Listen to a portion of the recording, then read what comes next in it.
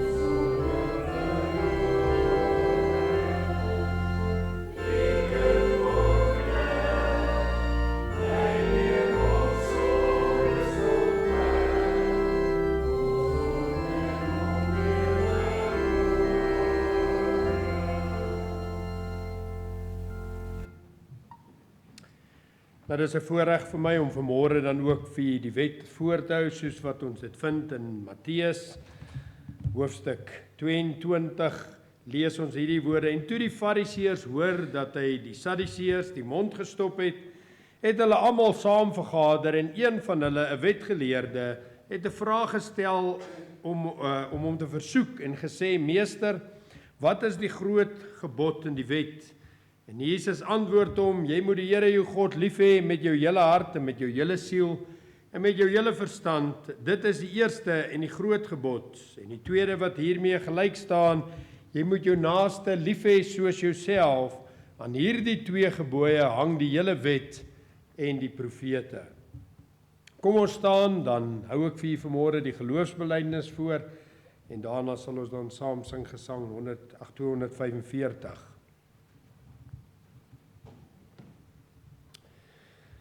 Ek glo in God die Vader, die almagtige skepper van hemel en aarde, en in Jesus Christus, sy eniggebore Seun, ons Here, wat ontvang is van die Heilige Gees, gebore is uit die Maagd Maria, wat gelei het onder Pontius Pilatus, gekruisig is, gesterwe het en begrawe is, wat neergedaal het in die onderste dele van die aarde, wat op die 3de dag opgestaan het uit die dode, wat opgevaar het na die hemel en sit aan die regterhand van God die almagtige Vader, vanwaar hy sal kom om te oordeel die wat nog lewe en die wat reeds gesterwe het.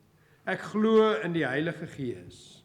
Ek glo aan 'n heilige algemene Christelike kerk, die gemeenskap van die heiliges, die vergifnis van sondes en die opstanding van die vlees en 'n ewige lewe. Amen.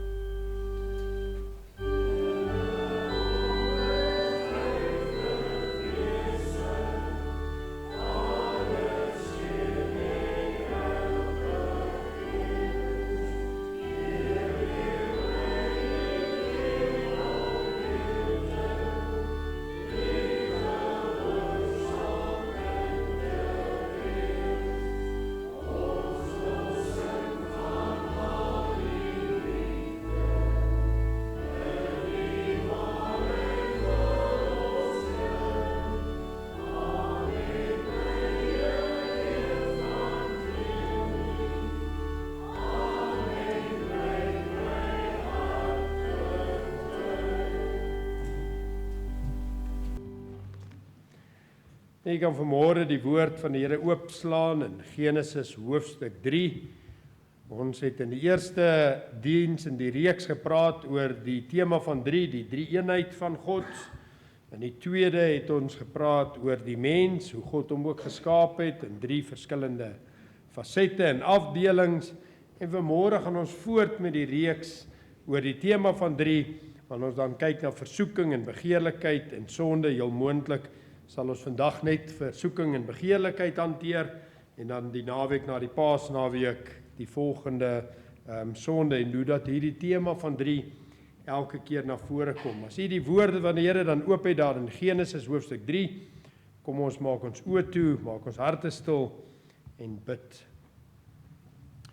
Dierbare Hemelse Vader, wat 'n voorreg vir ons om vanmôre U as die drie-enige Vader, Seun en Heilige Gees, almagtige God, skepper van hemel en aarde te aanbid. Om vanmôre, Here, wanneer ons geloof bely het, Here, dit nie net te doen omdat dit 'n gewoonte is nie, maar om te sê ons glo werklik waar in elke ding wat ons gesê het vanmôre. Ons glo dat U God is, Here Jesus. Ons glo dat die Heilige Gees U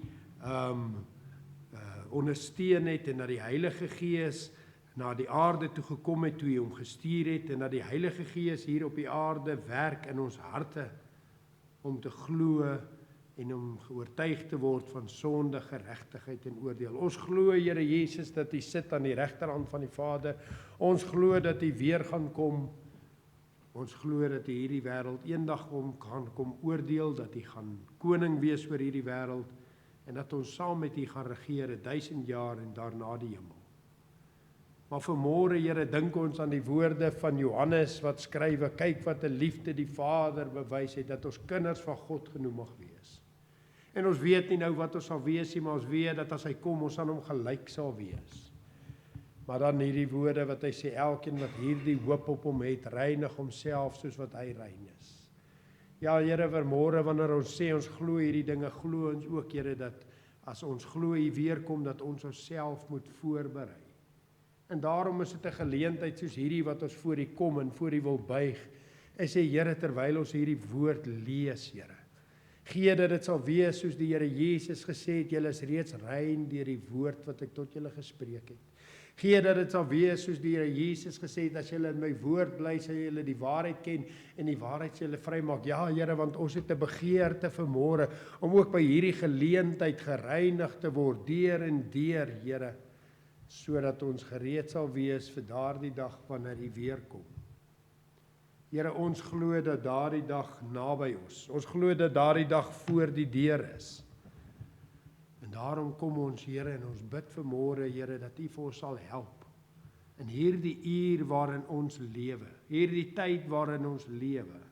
Ek dink aan die woorde van Mordegai vir Ester wat sê, is dit nie vir 'n tyd soos hierdie dat jy tot die koninklike familie gekom het. Here, elkeen van ons wat vanmôre hier sit, ons is gebore in 'n tyd soos hierdie.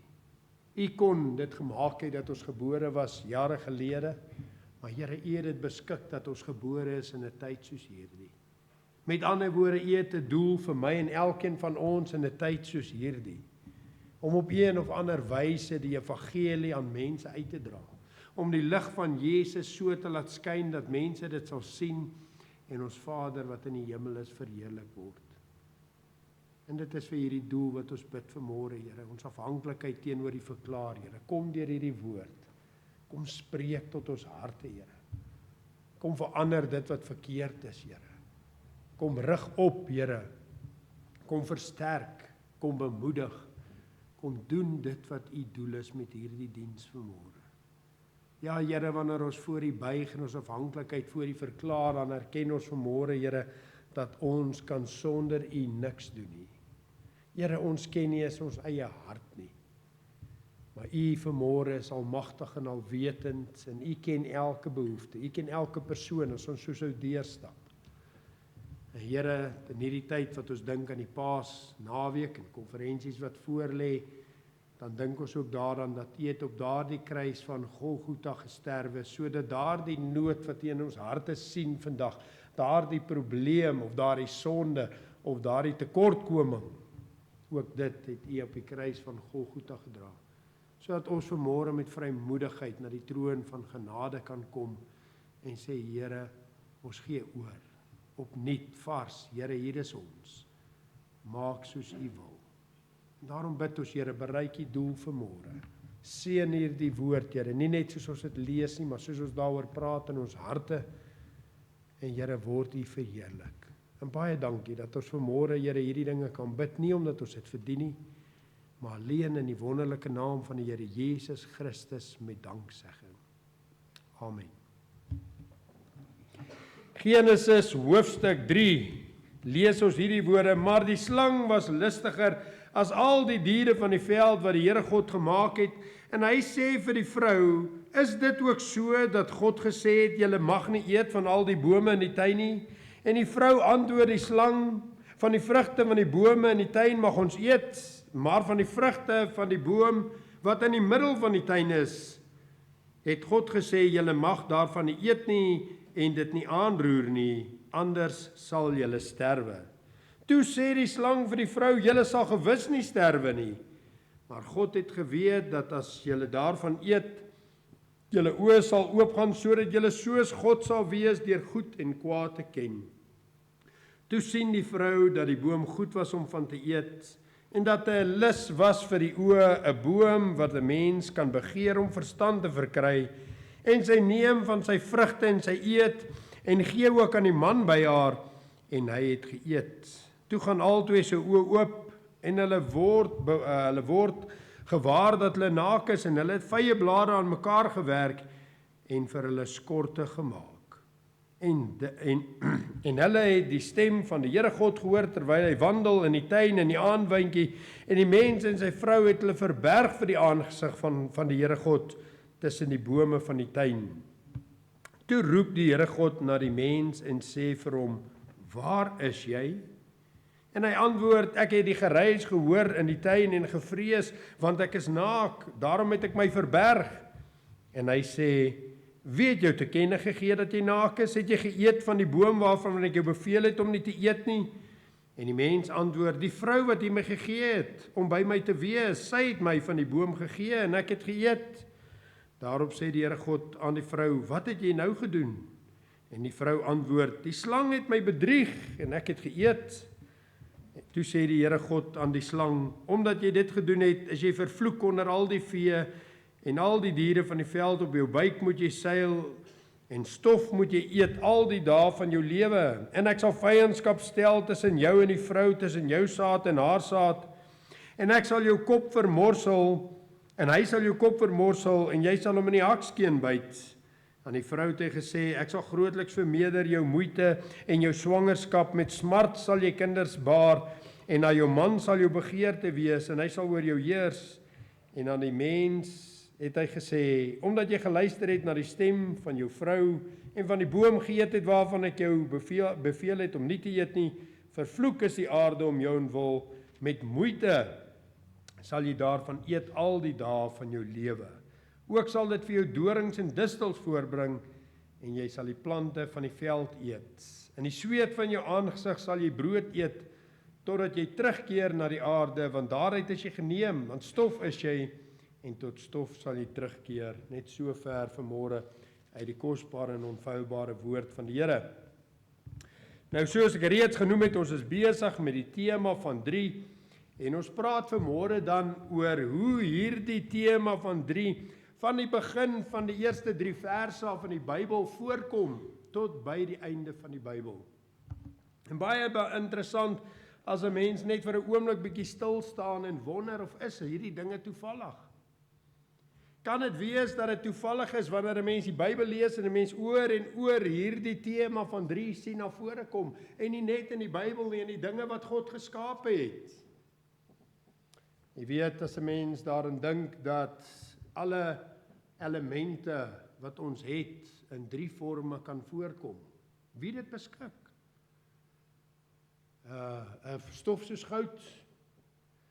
Goud is 'n soliede stof. Maar as jy dit tot so net aan die kant 1000 grade Celsius verwarm, dan word dit 'n vloeistof. En as jy dit tot so 2600 grade Celsius kan verhit, dan word dit 'n gas.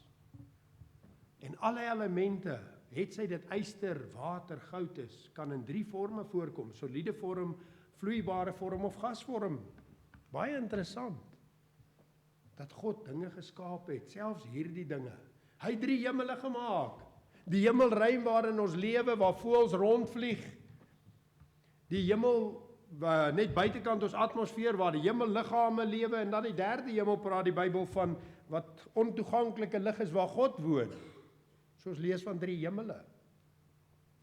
En oor vind ons hierdie 3 belangrike dinge na vore kom. En ons het dit nou gesien in God die enig Vader is die beplanner, die Seun is die bron van dit alles, en die Heilige Gees wat dit bewerk. En daaruit het ons geleer dat ons lewe so moet inrig volgens hierdie 3.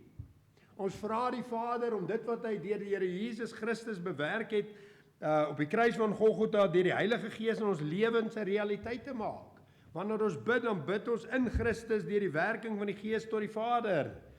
En dan het ons ook gesien in die tweede boodskap, dat hy die mens dan ook so gemaak het as drieledig, liggaam, gees en siel. Gees om met God in 'n verhouding te kan wees, die siel om met mekaar in verhouding te wees, en hierdie liggaam om met hierdie aarde in verhouding te kan wees, om hierdie glasie te kan vat en te kan sluk. Ek kan dit in my gees of my siel doen nie. En nou kom ons by die volgende afdeling, naamlik versoeking, begeerlikheid en sonde, en weer eens kom hierdie tema van 3 baie sterk na vore. En weer eens kom die Here in vir ons iets baie belangrik wys, en ons vind dit in die eerste plek vanmôre, in die versoeking wat na die mens gekom het. Daar was 3 groot stappe, wat hierdie versoeking gevolg het, wat uiteindelik dan ook gemaak het, dat die mense besluit kon maak. Nou dit is baie belangrik, voordat ons oor versoeking praat vanmôre, om vir mekaar te sê, dat versoeking is nie sonde nie. Baie mense wil versoeking sonde maak, en die duiwel is lief daarvoor. Ons noem dit die dubbelloop, halgeweer. Hy gooi 'n versoeking na vore, en as die versoeking kom, en jy weerstaan dit, dan vat hy die tweede patroon in daardie dubbelloop, halgeweer. Hy sê, maar jy het die gedagte bedink. En die gedagte wat op die silwer doek gegooi word, is nie sonde nie, dis versoeking. Die ou predikant het altyd gesê, 'n mens kan nie keer dat 'n voël oor jou kop vlieg nie, maar jy kan keer dat hy nes maak. En dit is baie belangrik dat voor ons na versoeking kyk, dat ons dit sal besef vanmôre. Nou versoeking het 3 kardinale aspekte gehad. Die eerste was 'n verdraaiing. Die vyand kom, die slang kom, hy was listiger as al die diere van die veld, en hy kom en hy verdraai God se woord. Hy sê, is dit ook so dat God gesê het, julle mag nie eet van al die bome van die tuin nie. Dink daaraan, die Bybel skryf dit vir ons spesifiek, sit hy daai woord in, dis nie toevallig nie, dit was nie 'n skriffout gewees nie, dit wat hier staan is hoe die Here wou hê ons moet dit lees. Is dit ook so dat God gesê het, julle mag nie eet van al die bome in die tuin nie. Hy kom met 'n verdraaiing van God se woord. Hy voeg ietsie by. Hy maak dit net 'n klein bietjie anderster. En so is die eerste stap van versoeking altyd verdraaiing. Het God regtig gesê van al die bome? Het hy regtig gesê van al die bome? Hy begin met 'n subtiele verdraaiing. Hy voeg by, hy neem weg, of hy gebruik dit buite konteks. Nou dis nie altyd net die woord nie, dis ook God se doel in ons lewens. Met elke ding wat ons sien in die Bybel het God ons geskape met 'n spesifieke doel. Gees, die doel van my gees is om met God in 'n verhouding te kan lewe. Hierdie siele lewe, dis 'n doel van dit is om met mekaar in harmonie te kan lewe. Hierdie liggaam is om te kan heers oor hierdie aarde. En so is dan met elke ding wat God gedoen het 'n doel. En ons het dit by die vorige diens gesê, dis belangrik dat 'n mens altyd die doel verstaan. As jy die doel van tale verstaan, dan sal jy tale verstaan. As jy die doel van enige gawe verstaan, dan sal jy die gawe verstaan. En so het die Here 'n doel met elke ding op hierdie aarde. Met elke boom wat hy gemaak het daar in die tuin, het hy 'n spesifieke doel gehad. Hierdie boom met sy vrug wat saad gee is vir jou as kos. Dis die doel. Dis nie net om te kyk na die bome, ja, die Here hou van mooi goed en hy het dit mooi gemaak om na te kyk, maar dit was nie die doel nie. Die doel van daai boom was om te eet, maar daar was 'n boom wat se doel nie was om van te eet nie. En so kom hy met subtiele verdraaiing. Versoeking begin nie by sonde nie, maar dit begin altyd by 'n leuen. 'n Leuen oor God se woord, 'n leuen oor God se raadsplan, 'n leuen oor God se doel in ons lewens. Ons vind dat die duiwel die Here Jesus versoek het, daar in Matteus hoofstuk 4, en jy almal onthou die vers baie duidelik, waar die Satan hom gekom het, hy's besig om te vas, en die Here Jesus moes honger gehad het, soos enige mens wat vir soveel dae aan mekaar vas, het hy 'n honger gehad, en die Satan kom na hom toe, en die doel van hierdie hele uitgaan na die woestyn toe, was om die versoek te word, want die Bybel sê, hy is uitgelei om versoek te word, daar was 'n doel gewees, daar was versoeking wat hy moes gaan oorwin het, dis die doel. Die doel het niks te doen gehad met eet en nie eet nie. En die Satan kom, en hy kom op 'n natuurlike begeerte. Hy sê, as hy die seun van God is, sê vir die klippe om brood te word. Maar die Here Jesus het onmiddellik gesien, hierdie doel, die doel van my in hierdie woestyn, is nie so dat 'n klippe brood kan maak nie. Dis nie die doel waarvoor ek hier is nie. Die doel is, laat die versoeking kom en ek het kan oorwin. En die duiwel kry dit nie reg om dit in Christus se gedagtewêreld te verdraai nie. En hy weerstaan die sonde. Hy het 'n versoeking gehad. Die Bybel sê, hy is in alle opsigte versoek, net soos ek en jy. Vriende, as ons hierdie waarheid vanmôre snap, dan besef ons dat daar het nie 'n Satan met 'n rooi pakkie en 'n 3-punt vurk daar na die Here Jesus toe gekom en gesê, as hy die seun van God is, sê vir die klip word brood nie. Dit sou mos maklik wees om 'n man met 'n rooi pakkie en 2 horingkies en 'n 3-punt vurk te verwerp. Nee, die Here Jesus het honger gehad. Hy het sy godheid homself van sy godheid ontledig. Hy het in die vorm van 'n diensknegt na die aarde gekom. Hy is daar besig om te vas. Hy is daar besig om die Here te soek en die Here te vertrou. En die duiwel kom en hy versoek hom met hierdie ding. Dit is 'n gedagte wat hier kom. Ek het honger. Ek kan vir die klippe sê word brood. En hy weerstaan die sonde en hy het nie gesondig nie. Maar dis hoe hy kom. Hy begin met 'n verdraaiing. Jy sien, een van die belangrike dinge wat ons vind in hierdie gedeelte, as 'n mens die direkte konteks lees, is dat die Here Jesus het duidelik geweet wat die woord van God sê, want toe die Satan sê, as hy die seun van God is, sê vir die klippe word brood. Toe quoteer die Here Jesus vir hom 'n versie uit Deuteronomium hoofstuk 8 en hy sê, daar staan geskrywe, 'n mens sal nie van brood alleen nie lewe nie, maar van elke woord wat uitgaan uit die mond van God. Hy het geweet sy doel is daar om in die woord van God te wees. Maar ons vind Eva het nie so lekker geweet wat God se doel is nie. Sy het nie so lekker geweet wat God se plan is nie. Sy het nie so lekker geweet wat God se woord sê nie. Want sy sê voeg toe ietsie by en sy verander dit self ook. Eers verander die duiwel dit en toe verander sy dit. Sy sê nee, hy het nie gesê ons mag van al die bome nie eet nie. Hy het net gesê van een boom. Sy het iets geweet wat die woord sê. Maar sy voeg ook by, sy sê anders sê julle sterwe, maar sy sê by, julle mag dit ook nie aanraak nie. Nou ja, dit vind ons nie in die woord van die Here nie, maar ons gaan nou daaroor gesels. Jy sien, baie belangrik is vir my en jou om versoeking te weerstaan. In die eerste plek moet ons die Bybel bestudeer, ons moet weet wat die woord van die Here sê. Dis belangrik vir my en jou, om nie net te lees. Ek onthou voordat die Here Jesus my siel uit genade gered het ek opgehou om die Bybel te lees en ek het so 'n blou boksie gehad, Bread of Life. En elke oggend het ek opgestaan en daar na my yskas toe gegaan. Bo op die yskas was die blou boksie Bread of Life. Ek het hom oopgemaak, mooi klein kaartjies op karton, geel en groen en oranje, te pragtig. En dan haal ek ou versietjie uit en ek lees hom en ek sit hom agterin en ek maak hom toe en môre gaan ek dit weer doen. Dit was my stilte tyd. En voor ek daar uitgestap het ek nie geweet wat sê daai vers wat ek eers gelees het nie. Dit is nie eers dat ek daai een vers oor dink het, ek het hom maar net gelees, is maar net 'n ou tradisietjie om agter gesit. O, vriende, die eerste stap van versoeking kom na ons toe met 'n verdraaiing van God se woord, maar ook God se wil en raadsplan. Daarom is dit belangrik dat kinders van die Here tyd sal spandeer, nie net in die woord nie, maar by dienste soos hierdie, by onderling byeenkomste, waar ons mekaar skuur, waar ons met mekaar praat. Ek onthou nadat die Here Jesus my siel gered het, was ons 'n paar jong mense Daai tyd was ons jong mense in die kerk, vandag soos die ouer mense. Maar ons was 'n paar jong mense wat bymekaar gekom het en wat ernstig was en ons het saam gebid. En in daai gesprekke het ons dinge gehoor.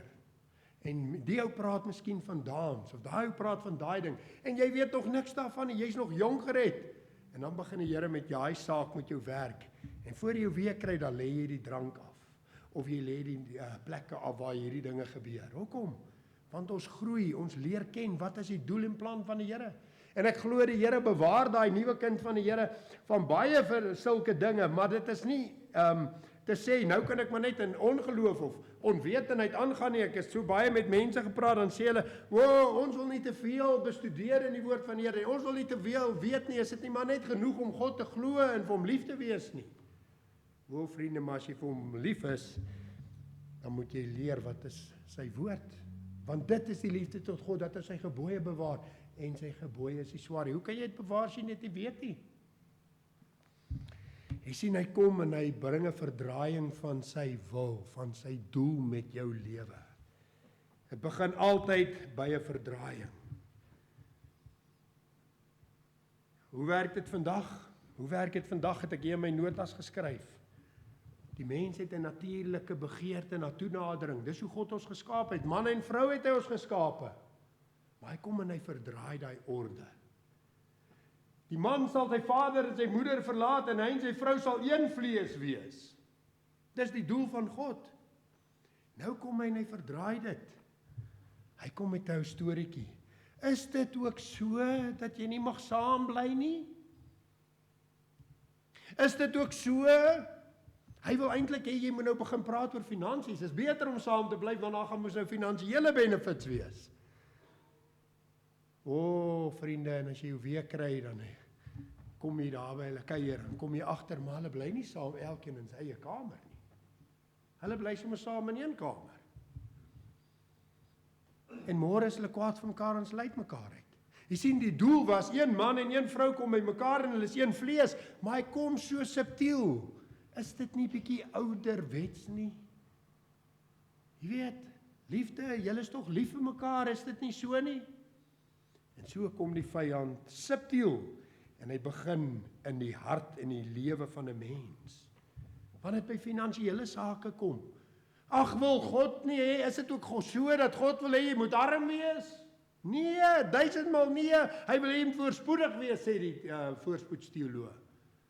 Nou ja, in die Bybel vind ons dat die Here die beste vir ons wil hê, maar die beste is nie noodwendig finansiële rykdom nie. En hy kom so subtiel. Jy weet, is dit ook so, dat jy nie mag baie werk en nie kerk uitkom nie, want jy moet Sondag werk, jy moet elke dag werk, want jy wil 2 Mercedes'e ry?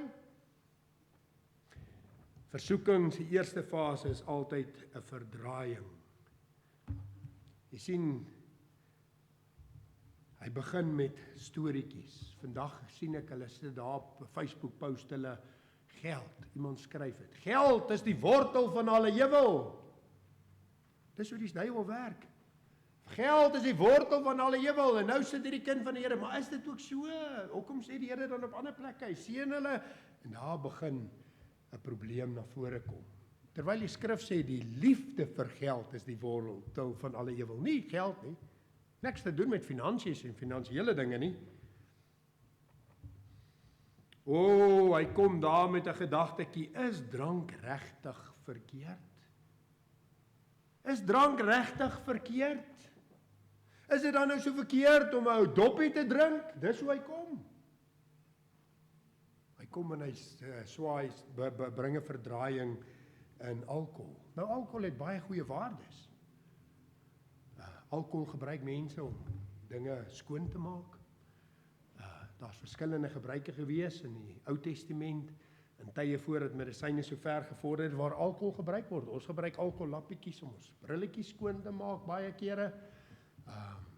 Timoteus was siek gewees en as gevolg van die feit dat hy 'n kind van die Here was, wou hy geen alkohol gebruik nie, want dit was wat kinders van die Here wou doen. En Paulus moes hom aanspreek en sê Timoteus, ter wille van die ongesteldheid vir jou maag, drink maar 'n bietjie wyn. Dit gaan nie nou oor ek gaan nou 'n wyntjie drink vanaand dat ek op 'n ander stasie kom of ek gaan 'n wyntjie drink. Nee, daai woord wyn kan so baie beteken. Hy sê vir ons in ons vandagse konteks, vroeëre jare, nadat die Here my gered het, het ek een keer dronk geword. Onwetend. Ek het 'n hoesie. En ek het 'n hoesie en ek vat 'n botteltjie hoesmedisyn en ek sit hom hier in my bakkie en ek ry Lesotho toe. En as ek voel die hoesie kom, of wat ek 'n slukkie. Ek weet nie eers as alkohol nie, ek het dit gelees nie. En hier op 'n stadium voel ek iets is nou nie lekker nie. Ek sê, hierdie gevoel het ek baie jare laas voor ek gered is gevoel, wat gaan nou hier aan? En ek kyk na daai botteltjie en ek sien hoe baie alkohol het daai botteltjie in. En ja, Paulus het nie vir Timoteus gesê drink nou die hele botteltjie op. Hy sê vat maar jou slukkietjie vir die hoesietjie. Maar nou kom die duiwel en hy begin sê, is dit ook so dat drank verkeerd is? Maar eintlik gaan dit nie nou oor alkohol nie, dit gaan nou oor die gevoel van alkohol wat hy eintlik met jou oor praat. Hy wil nou eintlik hê, jy moet 'n bietjie vir jouself sê, maar dit is nie so verkeerd om 'n paar doppies te gaan maak vanmiddag nie. Ag, Jesus het dan water in wyn verander. En so kom hy altyd met 'n verdraaiing van die doel. Wat is die doel van hierdie aspek? Wat is die doel gewees van die hele verhaal van die Here Jesus wat water in wyn verander het?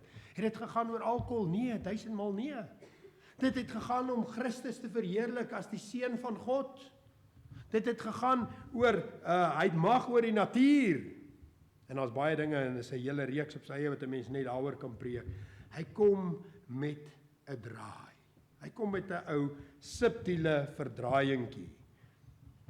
Hy neem wat natuurlik is, honger, dors, seksuele begeerte, behoefte aan erkenning en hy maak dit onheilig. Is dit ook so verkeerd om net iets te wil wees in hierdie lewe? Is dit verkeerd om net raak gesien te word deur die kerkraad of deur die dominee of deur wie ook al dit is daar by die werk? Is dit verkeerd? Hy begin om te verdraai. Die tweede is oorweging. Oorweging. Die eerste ding is hy verdraai iets. En dan kom versoeking in die tweede aspek oor 'n oorweging. Nou begin Eva te redeneer oor hierdie saak. Nou begin sy dit te bedink. Jy sien die oomblik toe die vyand vir die Here Jesus sê, as hy die seun van God is, sê vir die klippe word brood, toe oordink hy dit nie. Maar sal dit so verkeerd wees om nou klippe brood te maak? En weet jy vriende, as dit nou nie vir die versoeking gedeelte was nie, daar was niks fout as die Here Jesus 'n klip wou brood maak nie. Hy het 5 brode, baie brode gemaak. Is dit so verkeerd om net ou klein happie brood te vat? Maar die doel van sy versoeking was, 'n mens sal 'n lewe van brood alleen nie, maar van elke woord wat uitgaan. Hy bedink dit nie. Hy oorweeg dit nie. Hy redeneer nie daaroor nie. Net 'n kort sinnetjie. Daar staan geskrywe, jy sal nie van brood alleen lewe nie, maar van elke woord wat uitgaan uit die mond van God. Weet jy vriende, hy kom met daai verdraaiing. Is dit dan nou so verkeerd om 'n doppie te maak? Daar staan geskrywe, 'n dronkaard sal die koninkryk van God nie ingaan nie. Verby. Gesny, klaar. Ek hoef nie verder te praat nie, ek hoef nie verder te redeneer nie. Daar staan geskrywe, 'n man sal sy vader en sy moeder verlaat en hy en sy vrou sal een vlees wees. Hy's gesny. Gaan die Here my kwaadlik neem as ons nou maar net so saam wees, saam leef? Gaan die Here my kwaadlik neem as ek maar net die lottery 'n klein bietjie speel, maar net om my finansiële omstandighede? Ag, die Here gaan nie kwaad wees nie, hy gaan dan 'n klomp geld vir die kerk gee. As ek my tafel dek vir die geluksgode. En ek het dit gedoen, voor die Here my gered het, toe speel ek die lotery, toe sê 'n dominee vir my, ek moenie die lotery speel nie. Sê ek vir hom, dominee, maar daar's dan 'n lotery by die kerk. Hulle loot dan 'n skapie uit. Kom gee die geldjies vir goeie goedjies en dan wen jy 'n skapie. Dis hoe die kerk my geleer het. Nou, ek gaan ook my skapie, ek gaan ook my geldjies vir goeie goed gee. Ek gaan net nie 'n skapie wen nie, ek gaan 'n paar miljoen wen. Maar vriende, sonde is sonde. So speel ons met sonde by die kerke. Hy kom en hy bring die tweede stap, oorweging, 'n oorweging. Eva maak 'n fout, sy begin met die slang te redeneer. Sy hou 'n gesprek met hom. Sy begin 'n bietjie te wonder hier na binneste, dis hoekom sy met hom redeneer, dis hoekom sy hom nie afsny nie, dis hoekom sy hom nie wegjaag nie, want hier na kop begin sy nou dink. Maar is dit nou regtig so verkeerd om van hierdie ou vruggie te eet? Is dit so verkeerd om van hierdie vruggie te eet? Jy sien, die groot gevaar is die oomblik wanneer jy dit begin oorweeg, dan lei dit tot redenasie. Dan lei dit tot 'n gesprek met die vyand. En hier begin jy die stryd baie vinnig te verloor. Die eerste fase van versoeking wat na jou kant toe kom, is onskuldig. Dis maar net 'n voël wat oor jou kop gevlieg het. Maar nou sê vir hom, sit net klein bietjie, moenie nes maak nie, kom sit net klein bietjie, is oorweging. Kom sit net, kom voel net hoe voel dit. Vandag klink dit so, ag ons gaan nog trou. Ons gaan nog trou. Ons gaan nog trou. Hoekom trou julle nie? Ons gaan nog trou. Hoekom trou julle nie? Ag, ek kyk maar net. Julle het mos gehoor, ek het daar in die gym gewerk, sê die vrou, my man kyk na die menu maar eet by die huis. En as jy weer hoor, dan hoor jy hulle het geskei. As jy weer hoor, dan toe hy bietjie gaan uit eet eendag. Maar waar het begin? Ons wil nie hierdie dinge sny nie, ons wil hom nie sny nie, ons wil so 'n bietjie redeneer. Ag, ek doen dit vir my familie. Die feit dat ek my familie nooit sien nie, die feit dat ek my kerk nooit sien nie, is sodat ek 'n 10de kan gee en my familie kan onderhou. Dis hoekom ek my dood werk. Dis hoekom ek geld so najaag. Ek gaan mos baie geld vir die kerk gee. Is dit ook so dat jy nie mag lotery speel nie? Maar wat van as jy ietsie vir die kerk gee? Man, vriende, sal dit dan nou nie lekker wees as die kerk nou R1 miljoen kry hier van 'n persoon af nie. Sal dit nie lekker wees as ek miljoene my eie lewe kry nie? Sê die een persoon altyd, nee, hy speel die lotery, as hy dit wen, dan gaan ons. Ek sê nee, dan gaan ons hier, dan gaan jy. Jy speel die lotery, jy gaan. Ek wil nie saam in daai sonnespel afgaan nie. Ek het nie bedoel om so ver te gaan nie. O, vriende, Paulus skryf in 2 Korintiërs 10 vir ons hierdie woorde, want die wapens van ons stryd is nie vleeslik nie, maar kragtig deur God om vestings neer te werp. Let op wat sê wat ons moet doen, terwyl ons planne verbreek en elke skans wat opgewerk word teen die kennis van God en elke gedagte gevange neem tot die gehoorsaamheid. O, vriende, ek en jy moet by versoeking uitken. Ons moet dit raak sien. En as ons dit raak sien, dan moet ons gedagtes gevangene neem tot gehoorsaamheid in Christus Jesus. Ek en jy moenie met die duiwel redeneer nie. Al sien ons hom nie met 'n rooi pakkie hier in ons kop. As daai gedagte na ons toe kom, as daai verdraaiing na ons toe kom, moet ons dit nie oorweeg nie. En die derde vlak van versoeking is vertwyfeling. In die eerste plek verdraaiing, ten tweede oorweging en ter derde vertwyfeling. Hy begin met 'n mooi ding. Is dit ook so dat jy nie nou mag eet nie? En as jy dit begin bedink, ag, dit gaan seker nie so verkeerd wees nie. Ek is Jesus, ek kan vir 'n klip sê word brood en ek kan nou 'n broodjie eet. Waar gaan ek nou skade maak? Gaan niemand seer kry daar buite as ek 'n broodjie eet? Nee, niemand gaan. Ag, miskien is dit nie so ernstig dat ek nou hierdie versoeking weerstaan nie. Dit gaan tog nie sulke erge gevolge hê nie. Kan nie dink die Here Jesus het dit gedoen. Dan was die hele Hebreërs daarmee heen. Ons het 'n hoëpriester in elke opsig versoek, net soos ons, maar sonder sonde. Dan was hy met sonde. Maar weet julle wat, dit gaan nog verder terug. Daar op die kruis van Golgotha was daai prys nie meer vir ons elkeen nie. Ons het nog steeds skapies en beeste en duifies geoffer elke liewe dag. Net 'n klippie brood maak, is dit so verkeerd? Jy sien die volgende ding wat hy doen, hy sê, julle sal gewis nie sterwe nie. Hy bring 'n vertwyfeling.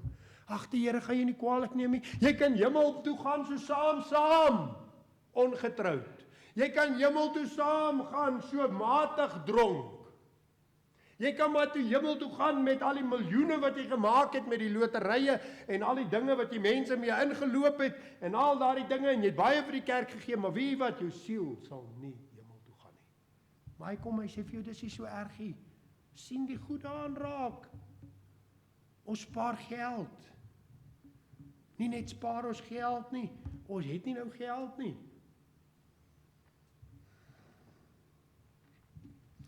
Nou kom die aanval op God self. Eers is dit 'n verdraaiing. Dan begin dit by oorweging. En dan is dit die aanval teen God self, vertwyfeling. Vertwyfeling in sy woord, ewe skielik is sy woord nie meer waar nie. Ag Here, 'n dronkaard sal die koninkryk van God nie ingaan nie. Maar Here, wat is dronk? Matig dronk, wat's dronk? Wanneer is ek dronk? Wanneer? Vertel vir my iemand. Nee, ag, die Here gaan my maar so hemel toe vat. Ag, hy is mos genade. Hoe sê jy man vir my? Die Here is mos genade, hy het ons lief, hy daarom het hy moes gesterf, dat ek so dronk aan hemel toe gaan. Die aanval is teen God se woord direk. Die aanval is teen God se raadsplan, teen God se doel vir jou lewe direk. God wil hê jy moet man en vrou een vlees wees. Dit is 'n verdraaiing van God se plan, 'n vertwyfeling in God se plan. Is dit die beste vir ons? Is God se plan werklik waar die beste vir my en vir jou? Die aanval is teen God self. Nou begin jy glo. God is dalk te streng. Of dalk verstaan ons God verkeerd. Hoe skryf 'n predikant in 'n koerant, en die tyd het baie vinnig geloop, 'n predikant skryf in 'n koerant om homoseksualisme goed te praat, skryf hy, ons moet net verby die woord van God kom en by die hart van God kom. Ons moet net verby sy woord kom. Dit kan nie glo, dominee sê dit. Ons moet net bietjie verby God se woord kom. Kom net verby Here Jesus, kom net verby Deuteronomium 8 wat sê mens sal die lewe van brood alleen nie, maar van elke woord wat uitgaan uit die mond van God. Kom net verby dit, Here Jesus. Hoekom wil jy die woord aan quoteer hierso? Kom verby die woord. Kom verby die woord wat sê 'n dronkaard gaan die koninkryk. Kom verby die woord wat sê homoseksualisme is verkeerd. Kom verby die woord wat sê jy moet trou en een vlees wees. Kom verby die woord wat sê jy kan nie twee Here dien nie, jy sal of Mammon of God dien. Kom net verby die woord. Dis 'n direkte aanval, die derde fase, op God, sy raadsplan en sy doel. Maar dit is nie net 'n vertwyfeling nie, ons kan 'n ander woord langs aan dit sit, vertwyfeling / selfregverdiging. Want terwyl ek nou vertwyfel of God se woord die waarheid is, dan regverdig ek eintlik maar myself. Ag, die Here sal verstaan. Almal doen dit. Ons is maar net mens. Is jy net mens? Is dit wat die Here se doel met jou lewe was, dat jy maar net 'n mens is? So gemaak en so gelaat staan, sê die een man vir my daar by die werk. Hy het my so gemaak en so gelaat staan. Is dit die doel? Jy sien, dit is 'n direkte aanval op God se doel vir jou lewe. God het gesê, soos hy wat julle geroep het heilig is, moet jy in jou hele lewenswandel heilig word. Dis God se doel. Heilig. Maar hy kom in die derde aspek en hy maak 'n direkte aanslag teen God en sy doel in jou lewe. Niemand is volmaak nie, almal sondig. Nou betwyfel jy nie net die reël nie, jy betwyfel God se erns. Die vyand het klaar gesaai, maar nou begin die mense werk. Hier het versoeking klaar gemaak. Versoeking is nou verby. Nou gaan dit oor na begeerlikheid toe. Versoeking is verby. Met groot respek gesê, die duiwel maak sy tassie toe, pak sy goedjies terug, maak toe, hy nog hy ou tassies, was so lekker toe, klik, klik, hy vat sy tassie en hy loop. Hy het niks verder meer met jou te doen nie. Nou is dit in die hand van die mens. Die duiwel het geen mens nog ooit maak sondig nie. Hy kom net in daai 3 dinge, probeer in jou werk, lewens bewerkstellig. 'n Verdraaiing, 'n oorweging en vertwyfeling. As daai 3 dinge gebeur het wat versoeking aan betref, het versoeking sy gang gegaan. Nou vat begeerlikheid, sê Jakobus, soos 'n ou wat vis vang en hy gooi daai stok in en hy het 'n groot byt en hy katrol hom in. Jakobus sê hierdie woorde, elkeen word versoek wanneer hy deur sy eie begeerlikhede verlok word. Ek wil dit vir julle lees, daar in Jakobus sê hierdie woorde so. Aan die tyd ons gevang, ons sal nie by begeerlikheid vandag uitkom nie. Hy sê maar elkeen word versoek wanneer hy deur sy eie begeerlikhede weggesleep en verlok word. Daarna as die begeerlikheid ontvang net, baar dit sonde, en as die sonde tot volle ontwikkeling gekom het, bring dit die dood voort.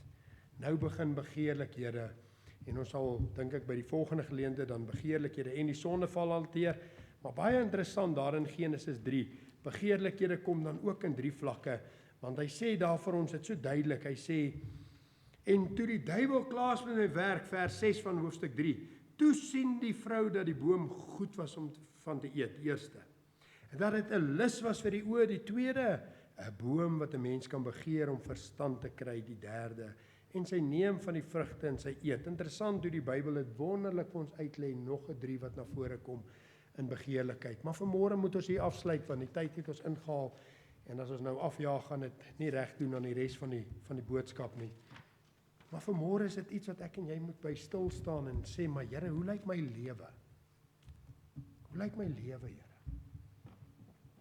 Hoe lyk my lewe wat aanbetref versoeking? Is ek soos daardie Here Jesus wat toe daai versoeking kom, dit onmiddellik weer lê, die lyn sny en sê klaar? Of laat ek toe om te oorweeg en te bedink? Laat dit toe dat daar dan vertwyfeling kom nadat daar reeds verdraaiing gekom het. Weet jy hoe baie mense, kinders van die Here, is vasgevang in een of ander sonde, troetelsondetjie, omdat die vyand eers langs die pad hulle uitgevang het met hierdie dinge. Hy het dit net reg gekry om 'n verdraaiing te bring, sodat ons dit kan heroorweeg, sodat ons uiteindelik kan twyfel. En ons baie van ons vandag, ons wonder oor baie sake. Predikant in die heiligheidsleer het altyd gesê, as jy die vraag vra, is dit reg, dan het jy lankal die antwoord. As jy twyfel, los dit sommer klaar. As jy wil redeneer oor, los dit sommer klaar. Hoekom moet ons redeneer? Hoekom moet ons wonder? Hoekom moet ons? Mag dit wees dat die Here vir ons sal help om versoeking uit te ken in ons lewens. Baie kinders van die Here is weer gevang. Hulle het soos die Here Jesus gesê, mense sal die lewe van brood alleen nie, maar elke woord wat uitgaan uit die mond van God. En toe skiet die duiwel die tweede skoot. Hy sê, maar kom uit die gedagte opgekom. Daar sê hy maar net vir hom, want jy het dit gegooi. En wil amper sê, soos die jong mense sê,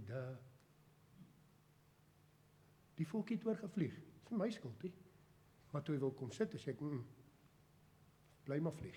Vlieg maar. Maar vriende, ons moet toe nie toelaat dat daai voeltjie kom sit nie, en nog minder laat hy 'n nes maak. Mag die Here vir ons help, amen. Baie dankie dierbare Hemelse Vader, dat ons voor U kan buig vanmôre. En Here, as ek so na die woord kyk, en ek sien net in hierdie verhaal van Genesis, hoe dat hy 'n verdraaiing gebring het, hoe dat Eva begin redeneer het met hom, en dat hy dan uiteindelik 'n aanval gemaak het op die woord van God, deur vertwyfeling te saai, hoe ook die versoeking in 3 werk, dan kan ek net vanmôre sê, Here, is U woord nie soos 'n puzzel, wonderbaar, meesterlik aan mekaar geweef, iets wat geen mens self kon uitgedink het nie. Maar Here, vanmôre leer ons daarin 'n belangrike les. Hoe baie kere word ons uitgevang met 'n versoeking, en dan skiet die duiwel daar die tweede skoot, en ons val daarvoor. En Here, ek wil bid vanmôre vir mense, dat hulle daardie tweede skoot sal uitken en erken, en sal teenstaan. Maar Here, nog meer so, dat U vir ons die moed en die krag sal gee, om soos die Here Jesus daai lyn te trek, om nie te redeneer daaroor nie, om dit nie te oorweeg nie, nie te bedink nie, maar dat ons Here op U sal staat maak, dat U woord is die beste.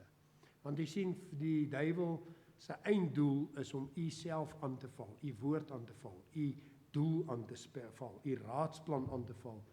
En hy vat 'n lang pad om daarby te kom, maar Here, help ons om dit uit te ken, en dat ons sal toelaat, dat daar vertwyfeling kom oor enige van die belangrike sake wat die woord en die Here Jesus vir ons neergelê het, saam met sy apostels in die Nuwe Testament. Dankie daarvoor, Here. Dankie dat ons kan bid dat U ons sal bewaar, ook soos ons uit mekaar uitgaan, dat U vanmôre ons in en deur ons lewens verheerlik sal word, ook daar waar ons by die huis gaan wees, miskien met familie gaan wees, en Here, dat mense sal ervaar ons as vanmôre in die teenwoordigheid van die Here, en dat U verskil sal wees ter wille van U naam en U heiligheid. Ons eer U daarvoor, ons aanbid U daarvoor in Jesus se naam. Amen. Kom ons sluit vanmôre staande die diens af met die lied Gesang 227 verse 1 tot 3. Jesus neem die sondaars aan.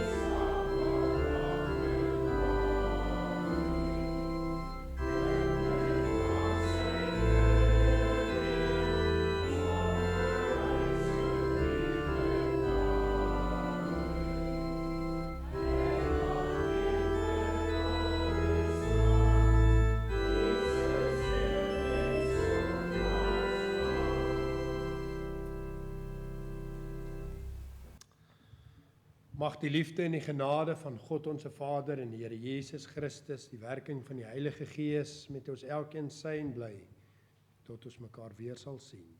Amen.